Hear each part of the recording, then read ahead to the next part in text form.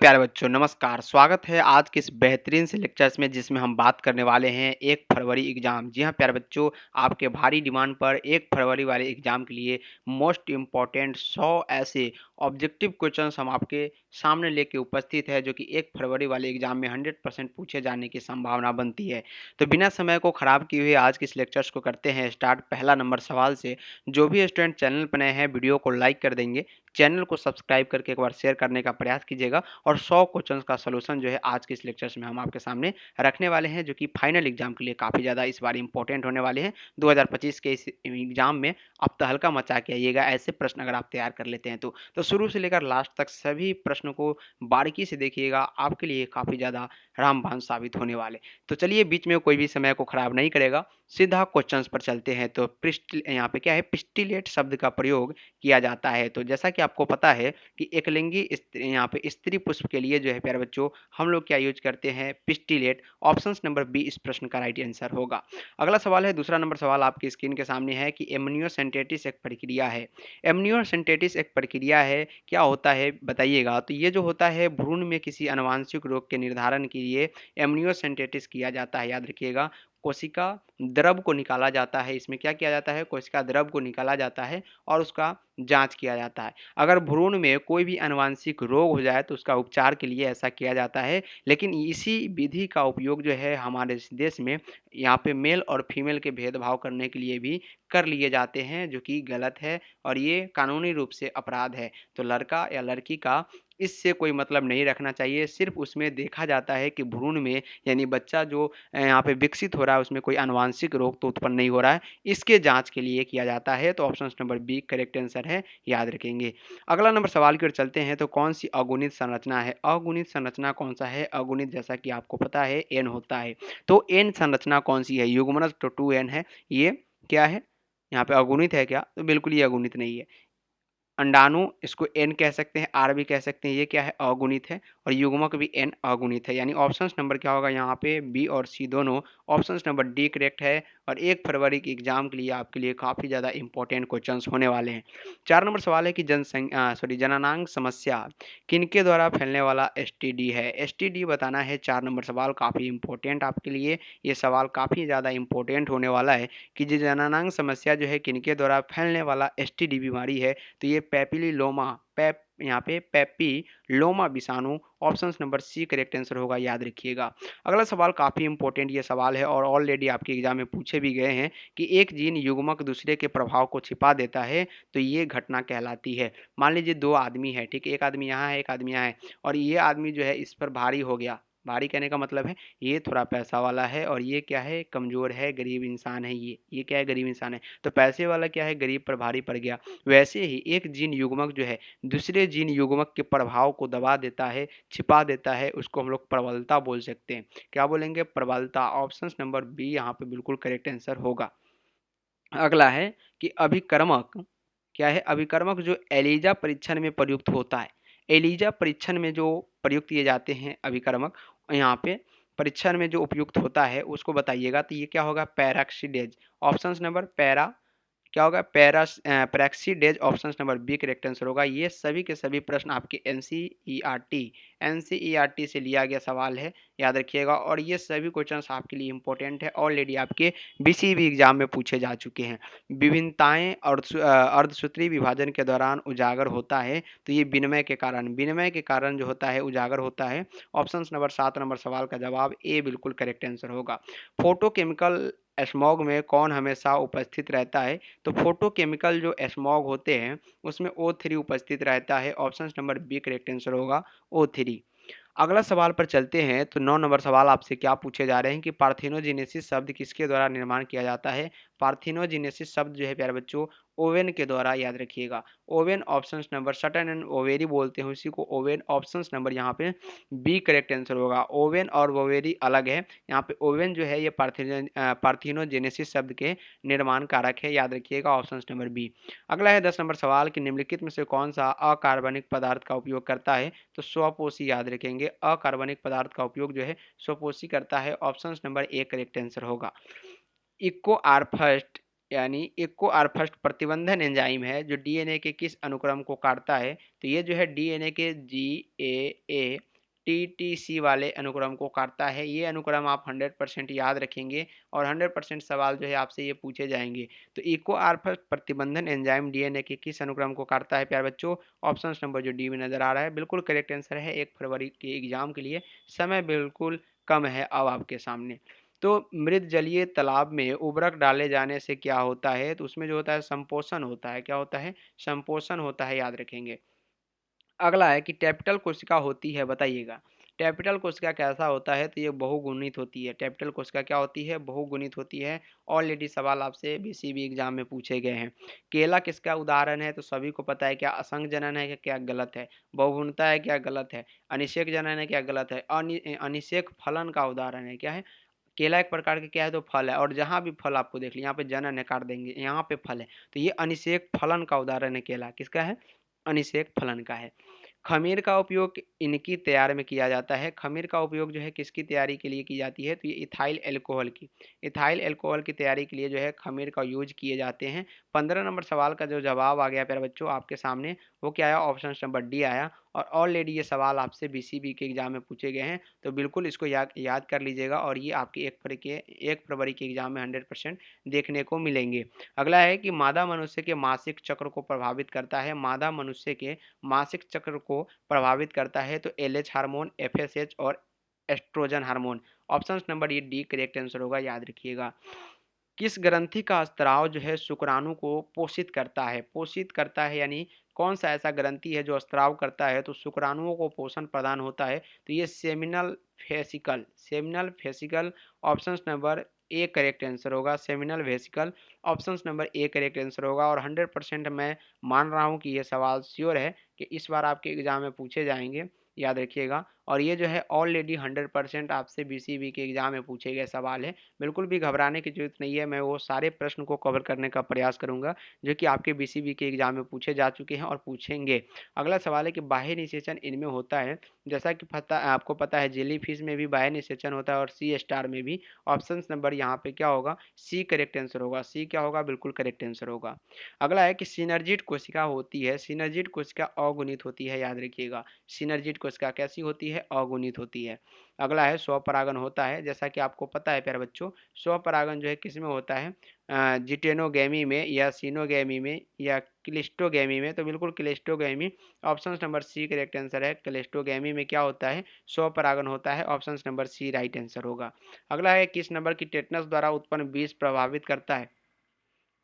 Tetanus द्वारा उत्पन्न विष जो है ये प्रभावित करता है, बताना है। वीवीआई प्रश्न है आपके लिए, आपके एग्जाम के लिए भी। तो ये स्वैच्छिक मांसपेशियों का, याद रखिएगा। किसका? स्वैच्छिक मांसपेशियों का ये क्या करता है? प्रभावित करता है। टेटनस द्वारा जो उत्पन्न विष होते हैं वे स्वैच्छिक जो मांसपेशियां होती है उसको प्रभावित करने का, नष्ट करने का कार्य करती है। ऑप्शन नंबर ए बिल्कुल करेक्ट आंसर है। अवृद्धीय विषाणु रोगजनक है, बताइएगा। अवृद्धीय विषाणु जो होता है वो कैंसर का रोगजनक होता है, याद रखिएगा। इसका कैंसर का रोगजनक होता है। और उसके संपर्क में जो भी कोशिका आती है उसको भी नष्ट करने का प्रयास करता है। कौन? अवरुद्ध बना देता है पूरी तरीके से। कौन बना देता है प्यारे बच्चों? यहाँ पे कैंसर बना देता है, याद रखिएगा। आपस में जितने भी कोशिका होगी उसको नष्ट करने का प्रयास जो है ये अवृद्धीय विषाणु करता है। तो ये क्या है? कैंसर का रोगजनक है। Option number A correct answer है। पौधे में यहाँ पे तृण मारक प्रतिरोधक जीन होता है। ये 23 नंबर सवाल। तो ये बीटी याद रखिएगा, बीटी बैसिलस थुरिंजेसिस। इसका क्या बोलते हैं? बैसिलस और टी से thuringiensis. Option number B correct answer होगा। ऑलरेडी सवाल आपसे पूछे गए इसलिए मैं यहाँ पे आपके सामने लेके आया हूँ। आप यूआईक्यू देख सकते हैं, साथ में क्वेश्चंस बैंक भी देख सकते हैं, उसमें भी आपको ये नज़र आ जाएंगे। मॉडल सेट में तो आपके इस बार ये प्रश्न था 100% और ये पूछे जाएंगे इस बार 2025। 1 फरवरी का इंतजार है बस। तो पेनिसिलिन प्रतिजैविक उत्पन्न करता है। जैसा कि आपको पता है पेनिसिलिन जो है ये पेनिसिलियम नोटेटम से, याद रखिएगा। Option number D correct answer होगा। ये एक प्रकार के प्रतिजैविक है जो कि अमेरिका के सैनिकों द्वारा द्वितीय विश्व युद्ध के दौरान खोजा गया था, ऐसा हमारा एनसीईआरटी बोलता है। 25 नंबर सवाल है कि जल कर्मक में अग्रगामी समुदाय का निर्माण करते हैं। तो ये पादप प्लावक करते हैं। पादप प्लावक। Option number A right answer होगा, याद रखिएगा। और ये 2025 के लिए आपके लिए रामबाण क्वेश्चन है, इसको जरूर याद कर लीजिएगा। चलिए यहाँ पे क्या है कि क्रस्टोज लाइकेन का उदाहरण कौन है? तो ये राइजोकार्पन है, याद रखिएगा राइजोकार्पन। ऑप्शन नंबर यहाँ पे क्या होगा? सी करेक्ट आंसर होगा। गुणसूत्र का यूक्रोमेटिन होता है, गुणसूत्र का यूक्रोमेटिन जो होता है आनुवांशिकता सक्रिय होता है। यहाँ पे जेनेटिक रूप से क्या होते हैं? जेनेटिक रूप से एक्टिव होते हैं, याद रखिएगा जेनेटिक रूप से क्या होते हैं? एक्टिव होते हैं। ऑप्शन नंबर यहाँ पे बी करेक्ट है। 28 नंबर सवाल पर फोकस करते हैं प्यारे साथियों।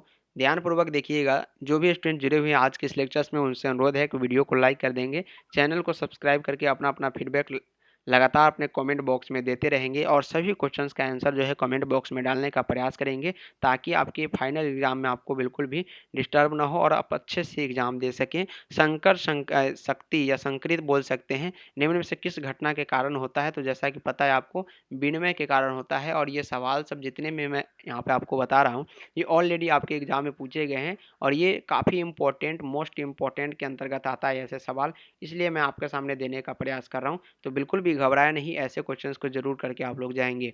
अगला है कि सफराबादी, मुर्रा तथा मेहसाना नस्ल है, तो ये भैंस की नस्ल है, याद रखिएगा भैंस की नस्ल है। ऑप्शन नंबर सी राइट है।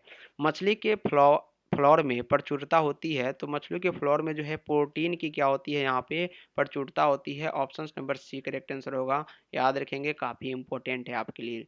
अनुदैर्ध्य विखंडन किस में होता है प्यारे साथियों? अनुदैर्ध्य विखंडन जो है युगलिना में होता है। युगलिना में क्या होता है? अनुदैर्ध्य विखंडन होता है। कुछ इस प्रकार से अनुदैर्ध्य विखंडन होता है। तो ऑप्शन नंबर यहाँ पे सी होगा। अगला जवाब अगला क्वेश्चन आपकी स्क्रीन के सामने है कि मार्केंसिया एक लिंगाश्री पौधा है तथा इसका यौन अंग विकसित होता है, तो याद रखिएगा ये किसके द्वारा होता है? टासेल पर होता है। क्या गलत है? यानी option number B correct answer होगा। एंड एंथ्रेडियो 4 पर होगा। ऑप्शन नंबर यहाँ पे क्या होगा? बी और सी दोनों होगा, यानी ऑप्शन नंबर डी फाइनली इसका राइट आंसर होगा, ऑप्शन नंबर डी।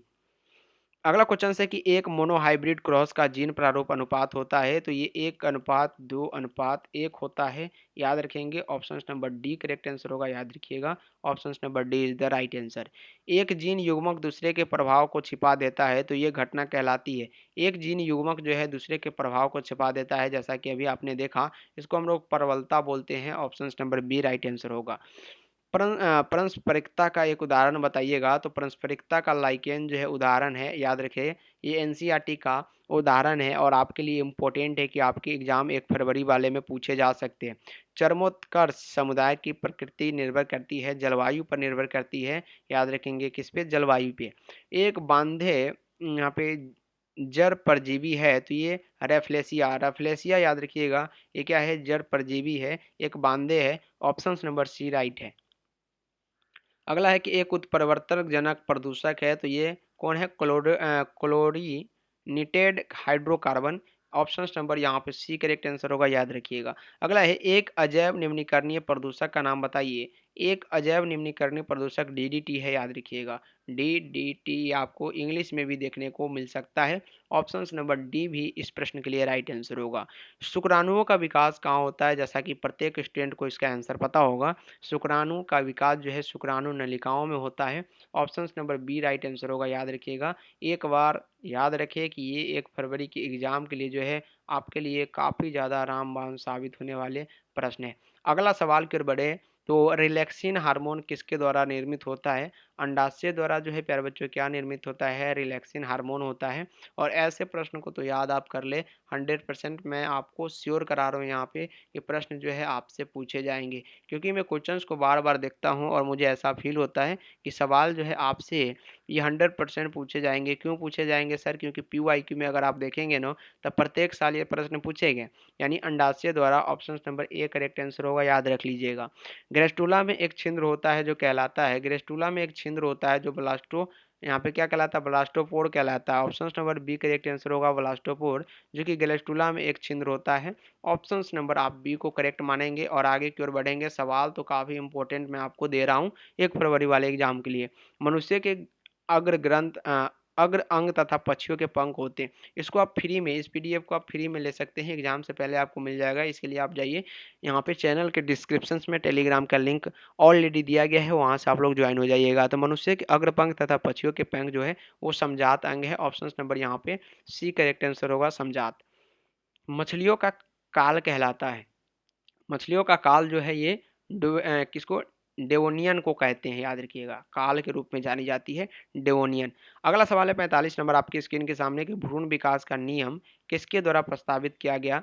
तो भ्रूण विकास का नियम जो है ये वान वेयर के द्वारा प्रस्तावित किया गया। कहाँ पे है, तो ऑप्शंस में है डी में वान वेयर। अगला है कि उच्च भंडारण प्रोटीन वाला परजीवी पौधा बताइएगा। उच्च भंडारण प्रोटीन वाला जो परजीवी पौधा है वो है आलू। आलू जो है इसमें काफ़ी मात्रा में प्रोटीन भंडारित रहती है और ये परजीवी पौधा है। डीएनए का 70% 70 डिग्री पर पिघलना किस बंधन के टूटने के कारण होता है। डीएनए जो है 70 डिग्री सेल्सियस पर पिघल जाता है, उसमें कौन सा ऐसा बंधन होता है जो टूट जाता है, तो ये हाइड्रोजन बंधन। Option number A correct answer होगा, हाइड्रोजन बंधन। याद रखिएगा, 100% याद रखिए कि ऐसे प्रश्न जो है आपसे पूछे जाएंगे बार बार, और इस बार तो 1 फरवरी वाले में पूछे ही जाएंगे, मैं श्योर कर रहा हूँ आपको। अगला सवाल है कि ब्लास्टोसिस्ट यहाँ पे बायोलिस्टिक क्या है, बायोलिस्टिक गन किसके लिए प्रयुक्त होता है। ये क्वेश्चंस मैं आपको बार बार कराया हूँ प्रत्येक लेक्चर्स में, मुझे ये लग रहा है ये क्वेश्चंस आपको कराया हूँ। बायोलिस्टिक गन का यूज जो है हम लोग पुनर्योजन डीएनए के निर्माण के लिए करते हैं। ऑप्शन नंबर यहाँ पे सी करेक्ट आंसर होगा, याद रखिएगा। अगला है कि भारत के प्रसिद्ध जीवाश्म वैज्ञानिक कौन थे। तो भारत के प्रसिद्ध जो जीवाश्म वैज्ञानिक थे वो B Sahni. Option number A correct answer होगा, बी साहनी। अगला सवाल है 50 नंबर की कवक कोशिका से डीएनए विघटन करने में कौन सा एंजाइम प्रयुक्त होता है। तो कवक कोशिका से डीएनए विघटन करने में प्यारे बच्चों हम लोग काइटिनेज एंजाइम यूज करते हैं। किसका यूज करते हैं, काइटिनेज एंजाइम का। निम्नलिखित में से कौन प्रतिबंधन एंजाइम है, जैसा कि आपको पता है हिंद हिंद सेकेंड, यानी इसको इंग्लिश में ऐसे बोलेंगे हिंद सेकेंड, याद रखिएगा। ये जो है ऑप्शन नंबर डी में नजर आ रहे हैं और बिल्कुल करेक्ट भी होगा। अगला है एक जीन जिसकी अभिव्यक्ति रूपांतरित कोशिका की पहचान करने में मदद करता है, वो क्या है, वर्ण योग्य चिन्हक उसको बोलते हैं। क्या बोलते हैं, वर्ण योग्य चिन्हक, जिसको मार्कर के रूप में भी जानते हैं। अगला क्वेश्चन है 53 नंबर सवाल में कि निम्नलिखित में से विकासशील भ्रूण में एमनियोसेंटेसिस द्वारा किसका पता लगाया जाता है। तो जैसा कि हमने आपको बताया था पीलिया, जो भी आनुवांशिक रोग है उसका पता जो है एमनियोसेंटेसिस के माध्यम से लगाए जाते हैं। ये आपको 53 नंबर सवाल में आपको दिख रहा है। अगला सवाल है 54 नंबर की 11 जुलाई को मनाया जाता है, याद रखिएगा। यहाँ पे सवाल में जो पूछा गया है कि नहीं लगाया जाता है किसका पता, तो यहाँ पे सॉरी इस क्वेश्चंस के लिए यहाँ पे जैसे कि हमने आपको बताया था कि आनुवांशिक रोग का पता लगाया जाता है, तो डाउन सिंड्रोम इसमें आनुवांशिक रोग है और क्लाइनफेल्टर सिंड्रोम भी आनुवांशिक है। भ्रूण का लिंग मतलब आनुवांशिक से संबंधित है, लेकिन पीलिया याद रखिएगा ये आनुवांशिक से संबंधित नहीं है, तो नहीं पूछा गया था, याद रखिएगा। 11 जुलाई को मनाया जाता है विश्व जनसंख्या दिवस, जो है 11 जुलाई को मनाए जाते हैं विश्व जनसंख्या दिवस। एमटीपी मतलब मेडिकल टर्मिनेशन ऑफ प्रेगनेंसी, गर्भावस्था के कितने सप्ताह तक सुरक्षित माना जाता है। एमटीपी मेडिकल, याद रखिए इसका फुल फॉर्म भी याद रखिए, आपके लिए इंपॉर्टेंट रहेगा। टर्मिनेशन एंड प्रेगनेंसी, याद रखिएगा, ये आप लोग याद रख लीजिएगा। तो ये कितने महीने यानी कितने सप्ताह तक ये सुरक्षित माना जाता है, 12 सप्ताह, याद रखिएगा। 12 सप्ताह तक ये सुरक्षित माने जाते हैं। एक जीन एक एंजाइम सिद्धांत किसने प्रस्तावित किया। तो एक जीन और एक सिद्धांत जो है बिडल एवं टैटम ने, बिडल एवं टैटम ने, याद रखिएगा। Option number A right answer होगा। जंक डीएनए क्या है। तो जंक डीएनए एक प्रकार का इंट्रॉन है। जंक डीएनए प्यारे साथियों एक प्रकार का क्या है, इंट्रॉन। आनुवांशिक कोड होता है, आनुवांशिक कोड जो है कैमरा रहित होता है, बिल्कुल सॉरी कॉमा रहित होगा। क्या होगा यहाँ पे, कॉमा रहित, याद रखिए, सॉरी इसको कॉमा बोलते हैं। कॉमा रहित होता है क्या, आनुवांशिक कोड, और सर्वव्यापी भी होते हैं। यानी ऑप्शन नंबर ए और बी दोनों होगा। ऑप्शन नंबर सी इस प्रश्न के लिए करेक्ट होगा।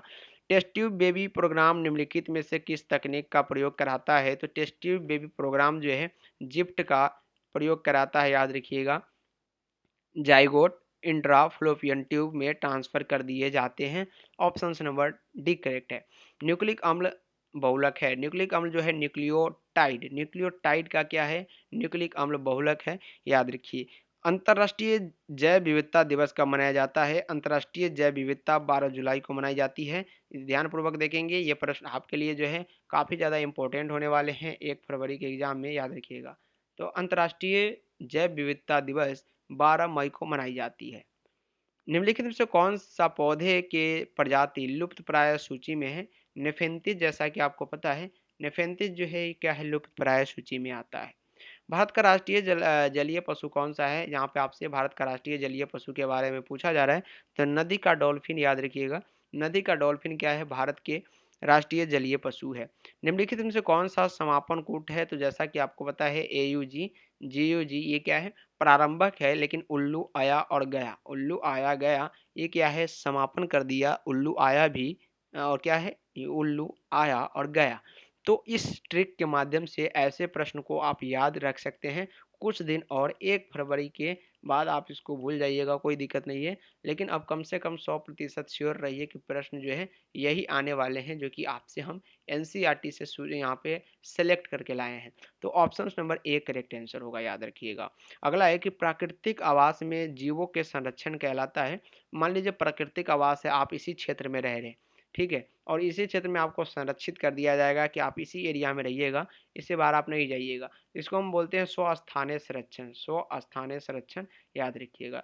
अगला है कि निष्क्रिय प्रतिरक्षा की खोज किसने की थी? निष्क्रिय प्रतिरक्षा की खोज जो है अमिल वान ब्योरिंग ने किया था। ऑप्शन नंबर यहाँ पर D करेक्ट आंसर होगा। ऑलरेडी सवाल जो है आपसे सभी पूछे गए हैं, जैसा कि मैं बार बार जिक्र कर रहा हूँ, ये 1 फरवरी के लिए भी इम्पोर्टेंट है। प्लाज्मा कोशिका प्राप्त होता है तो ये मेमोरी बी कोशिका से, मेमोरी बी कोशिका से प्लाज्मा कोशिका प्राप्त होती है। नेक्स्ट क्वेश्चन पर चलते हैं, तो चिकन पॉक्स किसके कारण होता है? चिकन पॉक्स जो है ये वेरिसेला जोस्टर विषाणु के कारण होता है। वेरिसेला जोस्टर विषाणु के कारण चिकन पॉक्स नामक बीमारी होती है, जो कि काफ़ी खतरनाक मानी जाती है। आनुवांशिक अभियांत्रिकी में प्रयुक्त आणविक कैंची कौन सा है? तो ये प्रतिबंधन एंडोन्यूक्लियेज है, याद रखिएगा। प्रतिबंधन एंडोन्यूक्लियेज आणविक कैंची के नाम से जाना जाता है। अब यहाँ पे आनुवांशिक अभियांत्रिकी में प्रयुक्त जो होते हैं उनका नाम है प्रतिबंधन एंडोन्यूक्लियेज। अगला सवाल 70 नंबर पर हम फोकस करें, जो कि काफ़ी इंपॉर्टेंट आपके लिए होने वाले। एक मानव निर्मित एलो पॉलीप्लोइड अनाज का फसल, तो ये टेट्रिकाले, याद रखिएगा। टेट्रिकाले, ऑप्शन नंबर B बिल्कुल राइट आंसर होगा। अगला सवाल है कि शुक्राणु का यहाँ पे संचलन किसके द्वारा होता है या किनके द्वारा होता है? शुक्राणु का संचलन तो ये पूंछ के द्वारा होता है, याद रखिएगा। किनके द्वारा होता है? पूंछ के द्वारा, ऑप्शन नंबर D। प्रथम स्तनपायी किस युग में दिखाई देता है? तो त्रियासिक युग में, याद रखिएगा। Option number B correct answer होगा। अगला है कि कुक्कुट चेचक का कारण क्या है? तो ये विषाणु है। कुक्कुट चेचक का जो कारण होता है वो विषाणु माना जाता है। क्वेश्चन नंबर 73 का जो आंसर होगा वो क्या होगा? C होगा, याद रखिएगा। C is the right answer इस प्रश्न के लिए, और ये 1 फरवरी के एग्जाम में आपको 100% मिलेंगे देखने को। मैं बार बार आपसे जिक्र कर रहा हूँ, अपना अपना फीडबैक जरूर देख के जाएंगे आज के इस लेक्चर्स में। और अभी लगभग 25 क्वेश्चन बचे हैं, उसको भी सेंड कर ले आप लोग, लगातार क्लास में बने रहे। निम्नलिखित में से कौन सा प्रतिबंधन एंजाइम नहीं है? तो जैसा कि पता है इक्को R1 फर्स्ट है, बाम H1 भी है और हिंड थर्ड भी है, लेकिन पैक्टिनेज नहीं है, याद रखिएगा। पैक्टिनेज जो है प्रतिबंधन एंजाइम नहीं है। ऑप्शन नंबर जो होगा D इस प्रश्न का राइट आंसर होगा। सेनेटरी लेडफिल को किनके विकल्प के रूप में अपनाया गया था? तो ये खुला जलता हुआ ढेर के रूप में, option number A right answer होगा। अपशिष्ट जल में BOD का अनुमान किनकी मात्रा को मापकर लगाया जाता है? तो ये ऑक्सीजन की खपत की मापकर लगाई जाती है। अगला सवाल आपके स्क्रीन के सामने है कि एलोपैथी किसके स्त्राव के कारण होता है? तो ये आविष के स्त्राव के कारण क्या होता है? एलोपैथी होता है। Option number C right answer होगा। निम्नलिखित में से कौन सी आनुवांशिक बीमारी नहीं है? तो यहाँ पे क्या होगा? कैट्रिनिज्म। कैट्रिनिज्म जो है आनुवांशिक नहीं है, याद रखिएगा। मेमोरी कोशिका का निर्माण जो है किनके द्वारा होता है? तो मेमोरी कोशिका का निर्माण किनके या किन से होता है? लिम्फोसाइट से होता है, याद रखिएगा। लिम्फोसाइट से मेमोरी कोशिका का निर्माण होता है। जब संतति की उत्पत्ति एकल जनक द्वारा होता है तब यह क्या कहलाता है? अलैंगिक जनन कहलाता है। इसके बारे में हमने काफी मात्रा में डिस्कशन प्रत्येक लेक्चर्स में किए हैं। आरएनए के किस रूप की संरचना त्रिपर्णी जैसी है? तो टीआरएनए की संरचना कैसी है? त्रिपर्णी जैसी। Option number D right answer होगा। अगला सवाल है कि ऑर्थोट्रोपस बीजांड निम्नलिखित में से किसमें पाए जाते हैं? यहाँ पे पॉलीगोनम, पॉलीगोनम याद रखिएगा, इसमें ऑर्थोट्रोपस बीजांड पाए जाते हैं। अगला सवाल है कि प्याज में प्रवर्धन होता है, तो प्याज में जो है बल्ब द्वारा प्रवर्धन होते हैं। ऑप्शन नंबर D करेक्ट है, और ऑलरेडी आपके एग्जाम में पूछे गए सवाल है। आवृतबीजी पौधे के भ्रूणपोष में गुणसूत्र की सूत्र गुणता क्या है? तो जैसा कि पता है 3n होती है भ्रूणपोष में आवृतबीज में। अगला है कि युग्मक सामान्यतः किस प्रकार के होते हैं? युग्मक जो है हैप्लॉइड यानी एक गुणक होते हैं। एक गुणक होते हैं, याद रखेंगे हैप्लॉइड होते हैं। ऑप्शन नंबर ए बिल्कुल इस प्रश्न का राइट जवाब होगा। काजू निम्नलिखित में से कैसा फल कहलाता है? तो ये नट फल कहलाता है। कैसा फल कहलाता है? नट फल कहलाता है काजू, याद रखेंगे। अगला लेक्चर्स में हम इसके बारे में और भी डिटेल्स में चर्चा करेंगे। अभी बहुत सारे प्रश्न आपको देना बाकी है। ये 100% है कि ऐसे प्रश्न आपके एग्जाम में पूछे जाएंगे। और निम्नलिखित में से कौन सा जंतु उभयलिंगी नहीं है? तो घरेलू मक्खी जो है ये उभयलिंगी नहीं है। अगला क्वेश्चन है कि स्त्री दल चक्र पुष्पों में बना है? तो ये स्टिग्मा का, स्टाइल और ओवरी का, तीनों को मिलाकर स्त्री जल यहाँ पे दल चक्र बनता है। ऑप्शन नंबर डी करेक्ट है। 89 नंबर क्वेश्चन है कि भ्रूणपोष वाले बीजों को क्या कहा जाता है? एंडोस्पर्मिक बोला जाता है। Option number D correct answer होगा। ऑलरेडी आपके एग्जाम में जो है सवाल पूछे गए हैं, याद रखिएगा। अगला क्वेश्चन है कि अगुणित भ्रूणपोष निम्नलिखित में से किसकी विशेषता है? अनावृत बीजी की विशेषता है, याद रखिएगा। किनकी है? अनावृत बीजी की। किस फल का बीज चोल खाया जाता है? जैसा कि पता है जायफल का भी, लीची का भी और शरीफा का भी, यानी ऑल ऑफ दीज इस प्रश्न का राइट आंसर होगा, याद रखिएगा। ऑप्शन नंबर डी बिल्कुल करेक्ट आंसर होगा। अगला है कि एनोमोफिली नामक परागण या परागण किसके द्वारा होता है? एनीमो मतलब हवा, हवा के द्वारा ये परागण होता है। ऑप्शन नंबर यहाँ पर डी करेक्ट आंसर होगा, हवा के द्वारा। नेक्स्ट है कि सटोली कोशिका पाई जाती है वृषण में? वृषण में जो है सटोली कोशिका पाई जाती है। ग्रेफियन फॉलिकल पाए जाते हैं, ये भी सवाल लाजवाब है। माधव माना के यहाँ पे माधव सॉरी मादा मादा मानव के अंडाशय में जो है option number B correct answer होगा, ग्रेफियन फॉलिकल पाए जाते हैं। अगला सवाल है गैमेट निर्माण को गैमेटोजेनेसिस बोलते हैं। गैमेट निर्माण को क्या बोलते हैं? गैमेटोजेनेसिस। बढ़ रही मानव भ्रूण का पहला संकेत क्या है? कि स्टेथोस्कोप द्वारा हृदय गति को सुनकर उसका पहला गति का अनुभव किया जा सकता है, यहाँ पे भ्रूण का। अगला है कि एक ही स्थान पर उपस्थित रहने वाले जीन जिनकी विभिन्न अभिव्यक्ति हो कहलाती है बहुअलील कहलाती है। ऑप्शन नंबर यहाँ पे एक करेक्ट आंसर है। द्विसंकर क्रॉस में अनुलक्षणी फिनोटाइप अनुपात कितना होता है? 9:3:3:1, जो कि ऑप्शन नंबर आपके डी में नजर आ रहे हैं और बिल्कुल इस प्रश्न का करेक्ट है। एफ2 संतति के बाह्य लक्षणीय अनुपात अपूर्ण प्रभावता की स्थिति में जो होता है वो 1:2:1 होता है। और आज के इस लेक्चर्स का हम लास्ट क्वेश्चंस देखने वाले हैं। क्वेश्चंस इस पीडीएफ में टोटल 200 है। अगले लेक्चर्स में और 100 प्रश्न मैं आपको देने का प्रयास करूंगा। तो मेंडल के नियम का एक वाक्य क्या था? सहलग्नता था। ऑप्शन नंबर सी करेक्ट है। तो प्यारे बच्चों आज के इस लेक्चर्स में हमने 100 एमसीक्यू को सॉल्व किया है, जो कि 1 फरवरी वाले एग्जाम के लिए काफ़ी ज़्यादा इंपॉर्टेंट है। और इस प्रकार के प्रश्न जो है हम देखे हैं कि बार बार ये सवाल आपसे पूछे गए हैं पीवाईक्यू में, तो 100% उम्मीद रहेगा कि 1 फरवरी के एग्जाम में भी आपको 100% देखने को मिलेगा। तो आज का ये लेक्चर्स कैसा रहा? अपना अपना फीडबैक जो है कहाँ डालेंगे? इसी वीडियो के नीचे कमेंट बॉक्स में अपना अपना फीडबैक जरूर देंगे, यानी अपनी राय जरूर देंगे। और साथ ही साथ वीडियो को लाइक कर दीजिएगा। एक बार चैनल को सब्सक्राइब करके शेयर करने का भी प्रयास आप लोग कर दीजिएगा। तो मिलते हैं फिर से अगले लेक्चर्स में, फिर से 100 क्वेश्चंस का धुआंधार सोल्यूशन लेके आएंगे। कम समय में ज़्यादा क्वेश्चंस आपको देने का प्रयास करेंगे। और एक माह मैराथन क्लास आपको 1 फरवरी के एग्जाम से एक दिन पहले मिल जाएगा, जो कि जितने भी आज तक हमने आपको ऑब्जेक्टिव क्वेश्चंस बायोलॉजी से कराए हैं, सारे के सारे ऑब्जेक्टिव एक ही लेक्चर्स में आपको दे दिए जाएंगे। तो मिलते हैं फिर से अगले लेक्चर्स में, तब तक के लिए आज के लिए इतना ही। जय हिंद एंड जय भारत।